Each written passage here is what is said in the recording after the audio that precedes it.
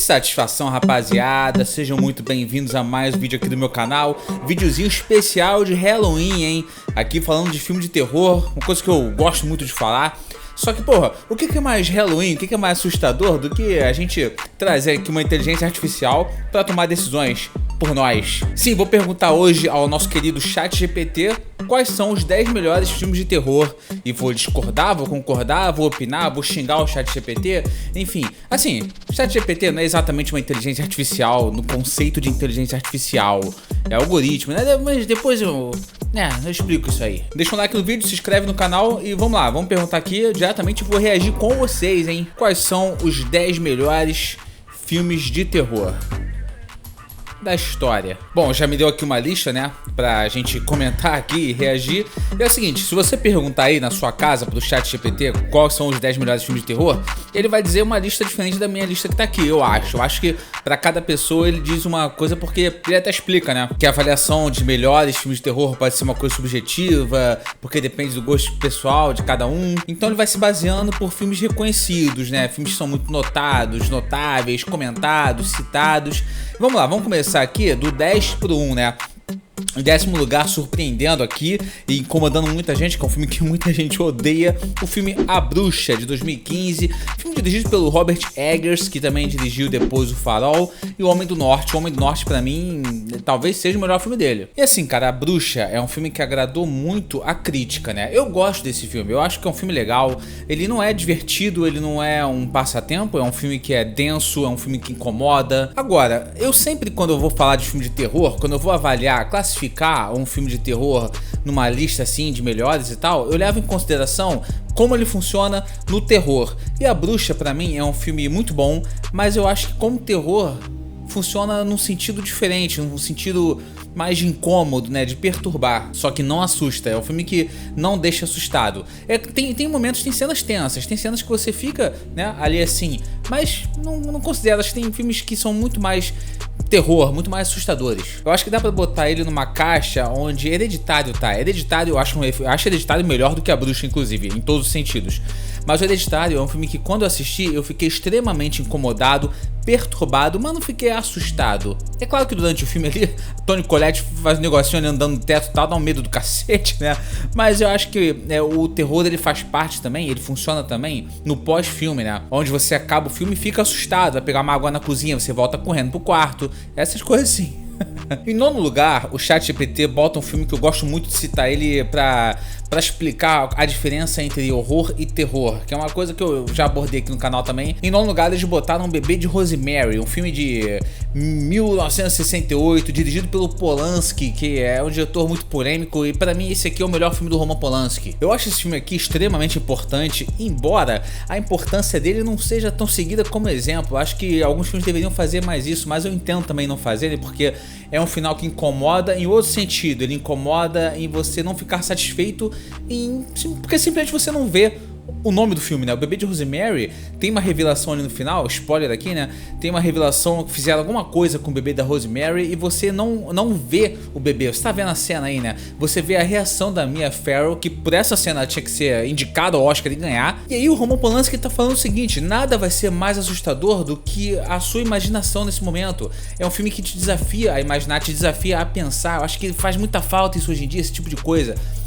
De novo, embora eu entenda que é um final que não é nada satisfatório. Não que finais, não que todo filme tem que ter um final satisfatório, né? A gente não tem que ser aqui mimado a ponto de só gostar de filme se ele tiver uma coisa que a gente queira que ele tenha. Não, muitas vezes o filme surpreende porque a gente não sabe que a gente quer uma coisa nele. Eu acho esse muito importante por isso. O horror, ele se classifica num contato visual, um contato direto, né? Pode ser visual, sim, onde se você tivesse visto o bebê todo desfigurado, seja lá o que aconteceu com a porra do bebê da Rosemary, você ia ter o horror, né? Aquela sua relação com a imagem e ficar horrorizado. Agora, o terror é subjetivo, o terror você não vê, o terror fica muito mais na imaginação, na interpretação, no e se? O que era aquilo ali? Você acaba o filme, porra, Eu acho que eu gosto quando tem isso. Agora vamos seguindo aqui pro 8º lugar. Eu ficaria muito irritado, muito decepcionado com o senhor ChatGPT se não tivesse uma citação a John Carpenter. E temos aqui, não é o meu filme favorito de John Carpenter, mas é o mais importante talvez, que é o filme Halloween, lá de 1978, o primeiro Halloween, né, o clássico. Ele é muito importante pelo contexto histórico da criação do slasher, né? Não que ele tenha criado o slasher, não que ele tenha criado a roda, mas ele é um daqueles filmes que a gente cita que, porra, não existiria vários filmes depois dele, sabe? Historicamente importante, e ainda revelou pra gente uma atriz que, porra, é fantástica, né, cara? Que no caso é Jamie Lee Curtis, tava novinha lá naquele filme, fez 500 filmes depois. Agora, se o Halloween tem essa importância que eu citei na criação do slasher, né, na ajuda do desenvolvimento do gênero slasher do terror, antes dele veio um filme que tá aqui em 7º lugar, que é o Massacre da Serra Elétrica, de 1974. Esse também é muito pioneiro no gênero slasher, então é uma combinação de Halloween com Massacre da Serra Elétrica e o Sexta-feira 13, embora o primeiro Sexta-feira 13 não tenha muito de slasher, é uma coisa terror, né, como eu falei, de subjetivo, você quase não vê o Jason, é meio Tubarão o filme, né? Tubarão que deveria estar nessa lista, eu acho Tubarão um puta filme de terror. E não tá na lista. E curiosamente esses dois filmes, né, tanto o Halloween quanto o Massacre da Serra Elétrica, tem uma cacetada de continuação, remake. Porra, o Halloween tem o remake do Rob Zombie, que eu sou muito fã do Rob Zombie, mas nada se compara, ninguém se compara a John Carpenter nesse estilo de terror. Não só nesse estilo, né, porque eu não falei aqui, né, mas o meu filme favorito do John Carpenter não tá na lista, é o Enigma do Outro Mundo. Pra mim esse é um terror foda, sabe? Quer conhecer o trabalho do John Carpenter? Assiste o Enigma do Outro Mundo. Ele é muito mais representativo pro John Carpenter, na história, né, do John Carpenter, na parte criativa, no que se diz respeito a características de um diretor, a assinatura, do que Halloween. Mas a gente tá falando de Massacre da Serra Elétrica, muito importante também. Em 6º lugar, vamos de Jorge Romero, nosso falecido Jorge Romero, criador de filmes de zumbi, na estética atual até hoje, né, de zumbis, que é o filme A Noite dos Mortos-Vivos, filme de 1968, e é um filme que a importância cultural dele não é exatamente uma coisa atual do terror para hoje em dia, mas é um impacto cultural pro, como eu falei, a criação, quando a gente pensa em zumbi, tudo veio do que esse cara criou. Então, A Noite dos Mortos-Vivos e o Jorge Romero também tem um impacto cultural que transcende o terror, cara, transcende o horror. Uma das séries mais famosas da história da televisão, The Walking Dead, que pra mim, até a 5ª temporada, uma das melhores séries que eu vi na minha vida, mas depois cai muito, é uma série que não existiria se não tivesse Jorge Romero e também A Noite dos Mortos-Vivos, e faz jus. Eu acho que The Walking Dead sempre fez jus aquilo, a Jorge Romero, apesar de não ser muito terror, mas no que se diz respeito à maquiagem, porra, muito bom. E agora entrando no top 5, a gente vai de Alien, o 8º Passageiro, filme dirigido pelo Ridley Scott, que é o primeiro Alien, que, cara, esse filme é sensacional. Esse eu boto no meu top 10, esse entraria. Os outros eu não sei muito aqui, mas o Alien de fato é um filme muito bom, é um filme que demora mais ou menos uns 45 minutos ou 50 minutos, não lembro agora, pra aparecer o bicho vindo, né? Antes disso é só desenvolvimento e tal, e assim, é muito bom mesmo assim. Muitas cenas emblemáticas, inesquecíveis, cenas que basta você olhar um frame dela que você reconhece o filme. Como esquecer desse improviso aí, né? Ridley Scott não avisou a galera que ia acontecer esse momento aí, então as reações ali são bem verdadeiras. E eu acho esse filme aqui muito importante pro terror, porque se você pega essa história e vai ler a história, o enredo, não exatamente o roteiro, mas o enredo, você pensa numa ficção científica. Agora, o que o Ridley Scott faz com a câmera, né, com a cinematografia, com tudo ali, sendo um cineasta foda como o Ridley Scott ainda é, embora erre muito, é mais um filme que transcende também de uma ficção científica, ele se transforma num puta de um terror, cara. Eu tinha muito medo do Alien, gosto ainda do Alien 2. Já a partir do 3º pra frente eu não gosto de nenhum. Principalmente Prometheus e o segundo, Covenant, que é uma porcaria do cacete. Que volta, né, o Ridley Scott. Então, como eu falo, ele tem uma carreira meio inconsistente. Em 4º lugar, o ChatGPT botou O Silêncio dos Inocentes. Filme de 1991 que ganhou Oscar, foi indicado a vários Oscars, ganhou o melhor filme, ganhou o melhor ator para Anthony Hopkins, ganhou a melhor atriz para Jodie Foster. O segundo Oscar da Jodie Foster, que é uma atriz que eu gosto muito, eu acho que ela deveria ser mais lembrada hoje em dia. É curioso pensar nesse filme como gênero terror, né? Porque ele é um suspense policial Mas o personagem do Anthony Hopkins é um cara assombroso, né? O cara é canibal, porra, sabe? E é muito tenso, tudo que envolve ele. Todas as cenas com o Anthony Hopkins são cenas de terror, de verdade. E se a gente pensar na regra terror versus horror, tem os dois nesse filme. Tem a sua importância, embora eu sinta que ele não inspira muito hoje em dia, né? Eu tenho essa impressão aí, não sei vocês. Entrando no top 3, né? O top 3 ele costuma ser polêmico e eu tô achando polêmico sim. Em terceiro lugar, O Exorcista, o clássico de 1973, dirigido pelo nosso querido William Friedkin, com cenas também muito emblemáticas, né? É um filme visualmente marcante por várias cenas icônicas, várias cenas extremamente assustadoras. Eu acho que é um filme que tecnicamente ele é datado hoje em dia, se você pensa nele, se você assiste ele com os costumes que a gente tem hoje em dia, é um filme datado, tecnicamente. Então é importante sim você assistir com a cabeça pensando na época, né? Um filme da década de 70, com esse estilo de, não digo violência, porque eu não considero o Exorcista um filme violento. Eu considero ele assustador, considero gráfico pesado, mas eu não acho ele violento. Até porque, tipo, Massacre da Serra Elétrica, que veio antes, é absurdamente mais violento. Veio antes não, ele veio depois, um ano depois, no caso. E fiquem tranquilos que eu não vou dar o susto aqui não vou botar a carinha da demônia aqui pra assustar, que eu não gosto dessas porra não. Mas sim, porra, é um filme que, quando você assiste, se você assistir também, assim, tipo, apaga a luz, bota lá, pô, sei o que, né, bota o climinha certo, você vai sair perturbado. Se você não sair, irmão, eu acho que o azar é seu.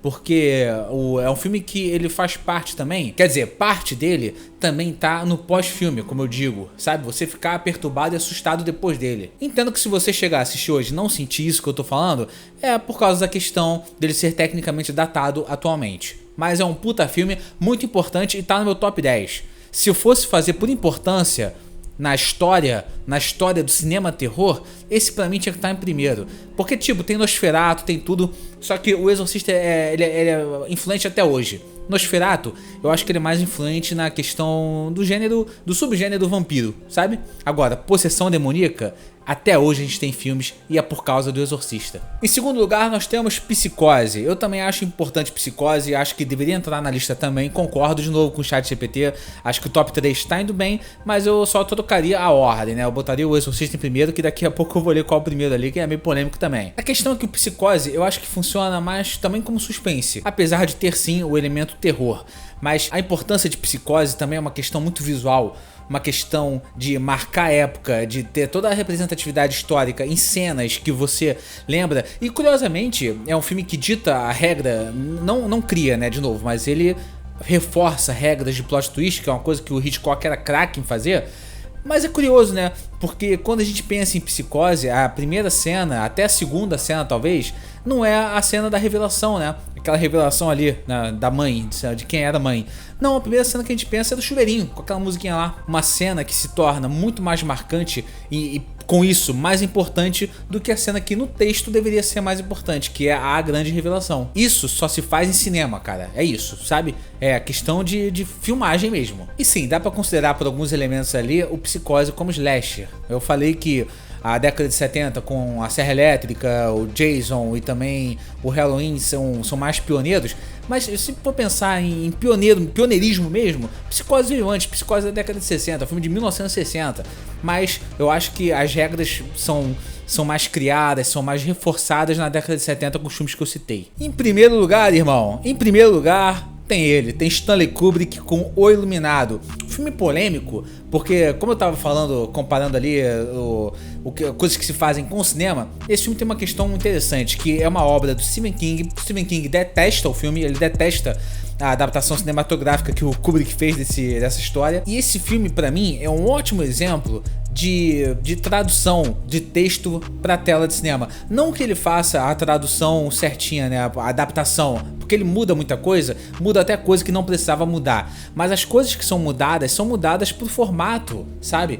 E isso é muito importante, porque se você pega o texto do Iluminado, o livro, tem coisas que sim, na tela de cinema você consegue visualizar, mas eu acho que o Kubrick fez a transformação, a tradução de uma maneira muito boa, no sentido de que tem cenas do filme que você não consegue ter o impacto quando você tá lendo, sabe? Quer um exemplo? A atuação do Jack Nicholson, pra mim, que é talvez seja a maior atuação da carreira dele, é uma das maiores, é uma das melhores, uma das mais emblemáticas também, e em termos de atuação em filme de terror, talvez essa seja masculina a melhor que existe, porque o terror é da mulherada, a gente sabe disso, né? Toni Collette, Mia Farrow, que eu já citei, Ellen Burstyn, várias aqui que dá pra citar uma lista inteira, gigante. Então o filme acaba sendo levemente inspirado no livro, sabe? Mas eu gosto, eu acho, como eu falei, tem muita mudança desnecessária, muita mudança que é a questão ali da visão do Kubrick, uma visão mais particular que ele dá ao filme, à história, né, do filme. Eu acho que vale a pena, eu acho que é interessante ter as duas versões, sabe? É como se fosse um complemento. Então, como terror,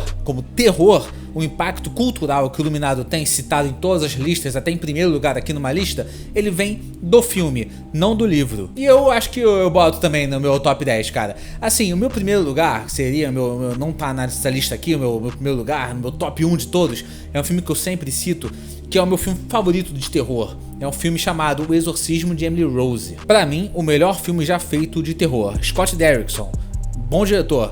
Fez também a Entidade, que é bom pra cacete também, assustador pra cacete. Eu acho que o ChatGPT se apegou muito também ao passado, né, a clássicos, que geralmente a gente faz isso. Embora a Bruxa seja o filme de 2015 aqui, é o mais recente da lista. Então fiquei mais ou menos assim com essa lista, eu não concordo com tudo, acho que são poucos aqui que eu botaria na minha lista, bem poucos mesmo, mas eu entendi o critério que o ChatGPT usou, é um critério também óbvio, né? Mas e você? Comenta aí embaixo, se você perguntar ao seu ChatGPT, bota aqui embaixo a lista que o ChatGPT te passou, bote a sua lista também, a sua lista pessoal junto com um comentário que eu quero ler, quero saber qual é a lista de vocês aí, top 10 de vocês, melhores filmes de terror. Bom Halloween pra todo mundo aí, se inscreve no canal, deixa o like aqui no vídeo, é isso aí, até a próxima, valeu, fui!